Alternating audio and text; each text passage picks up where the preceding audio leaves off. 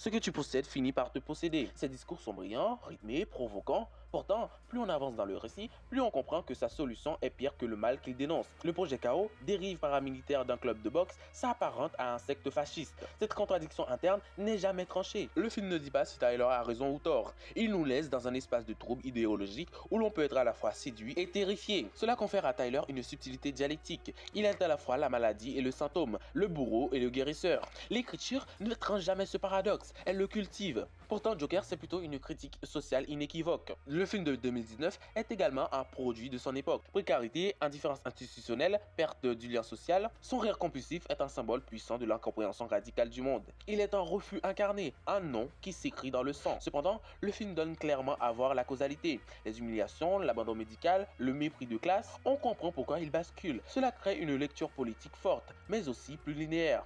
On comprend Joker, mais peut-être un peu trop. Il est là, à bien des regards, victime de la société, ce qui l'absout en partie. Cette écriture a de la profondeur émotionnelle, mais peu d'ambiguïté. Elle tire vers l'explication, voire la justification. Elle pose la question du mal comme conséquence, là où Tyler la pose comme choix. Et même la narration et le rapport au spectateur est bizarre chez Fight Club. Tyler Durden dit clairement que le spectateur est un complice du mensonge. Le spectateur est manipulé par le film et il ignore la vérité jusqu'à ce qu'elle frappe.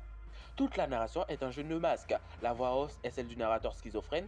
Tyler est un double idéalisé. Nous ne sommes pas témoins d'un glissement, mais acteurs de cette illusion. Cette structure nous rend co-responsables du délire.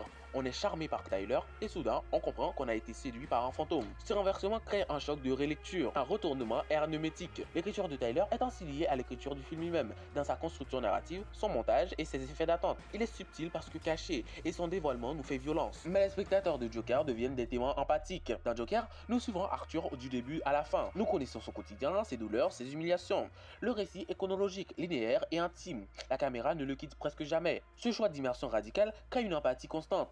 Nous devenons les témoins impuissants d'un naufrage. Le Joker devient un personnage tragique à la manière des grandes figures classiques. Ce qu'il devient, il ne l'a pas voulu, mais il y consent peu à peu, sans retour. La subtilité ici est émotionnelle. Elle réside dans les silences, les regards, les glissements d'affect. Mais le spectateur n'est jamais trompé. Il observe, il ressent. Il n'est jamais déstabilisé dans son rôle. Cela donne un personnage profondément humain, mais narrativement lisible. Cependant, du côté de Tyler, c'est un mythe moderne. Il ne change pas. Il est pure idée, pur concept. Il incarne la pulsion anarchique, la virilité non castrée, la haine du monde tel qu'il est. Son esthétique, chemise ouverte, lunettes, cicatrices, insouciance, en fait un icône viril détourné, une caricature supprimée.